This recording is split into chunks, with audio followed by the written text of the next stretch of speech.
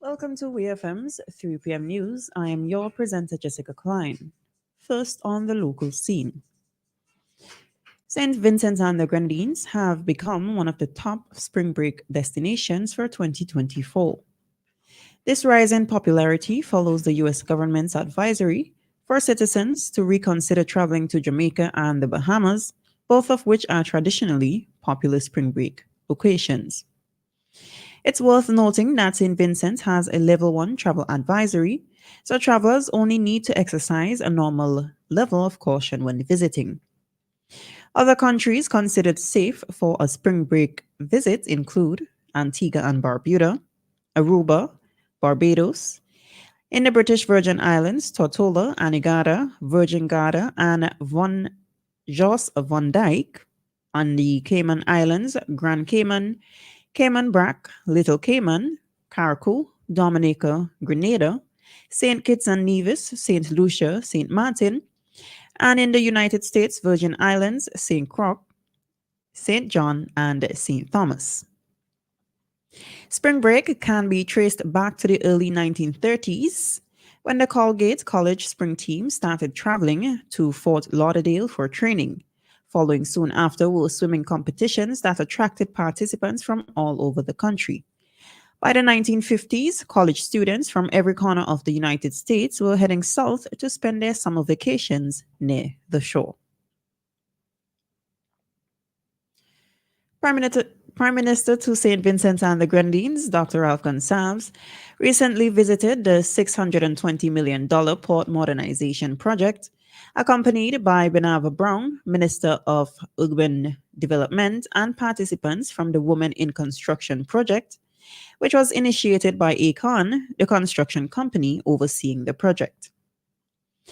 During the visit, the group toured the 3-story administrative building, which will house offices for customs, immigration, financial service, and canteens, and met with personnel who were retained from the Youth Empowerment Service and the Support for Education and Training SET programs.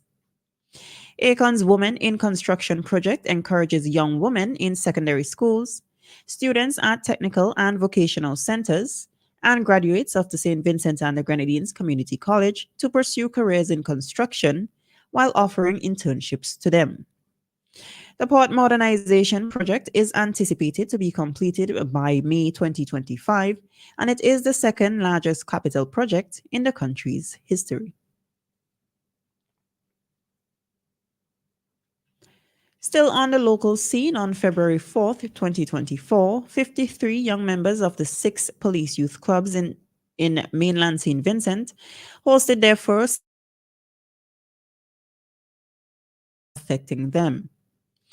Hosted by the Stubbs and Diamond Police Youth Clubs, the event was centered on teenage sexuality, money management, children's rights, academic and skills-based excellence, youth contributions to crime reduction, and personal development.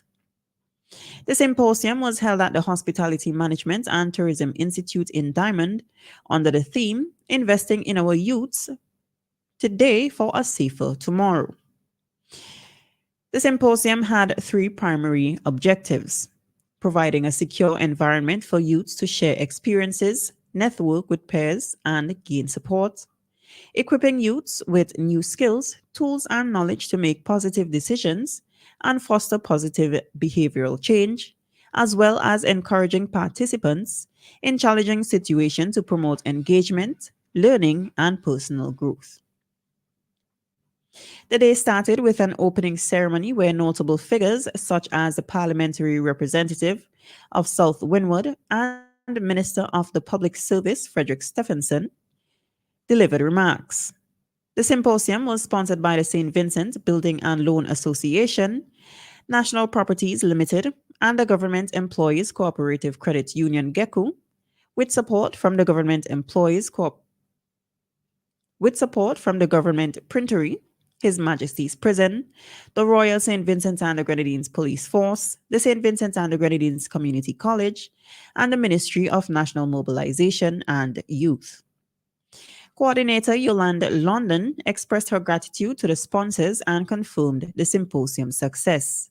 The police youth clubs have planned their next event, the launch of a female to female mentorship program, to coincide with International Women's Day on March 8, 2024.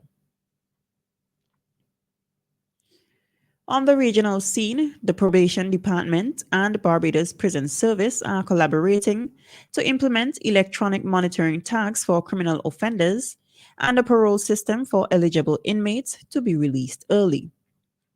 This move, according to Minister Wilfred Abrahams, is aimed at reducing the number of incarcerated individuals who do not require state care. The electronic monitoring system will ensure that offenders who do not require incarceration are not locked up. Instead, an ankle bracelet will be given to them to monitor their movements and keep them in more supportive environments. Meanwhile, the parole system will reintegrate model inmates back into society after they have served their sentence. Abrahams expressed excitement about the implementation of the electronic monitoring and parole systems. He highlighted that even when inmates have turned their lives around, they are still required to serve out a certain amount of their sentence. Therefore, the implementation of these systems will allow for early release and the guidance of prison authorities or supervisory boards during the reintegration process. Still on the regional scene, St. Lucia is experiencing a surge in crime rates that poses a threat to citizens' safety and puts a strain on the nation's healthcare system. This increase in criminal activities leads to a rise in trauma cases, putting an additional burden on the healthcare sector. Crime also affects mental health, contributes to economic instability, and exacerbates health issues. The St. Lucia Medical and Dental Association has urged the government and stakeholders to implement a holistic approach, combining law enforcement efforts with community outreach programs and social initiatives to address crime's root causes.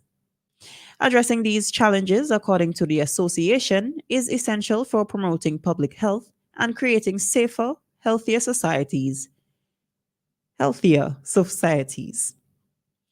And finally, on the international scene, Carolina Shino, a 26-year-old naturalized citizen from Ukraine, resigned as Miss Japan after a tabloid report exposed her affair with a married influencer and doctor. Shino's crowning had already sparked controversy due to her heritage, with some saying she did not represent traditional Japanese beauty ideals. However, the pageant organizers initially defended her, stating that she was not aware of the man's marital status. Shino later admitted that she knew about his marriage and family, apologizing for being misleading.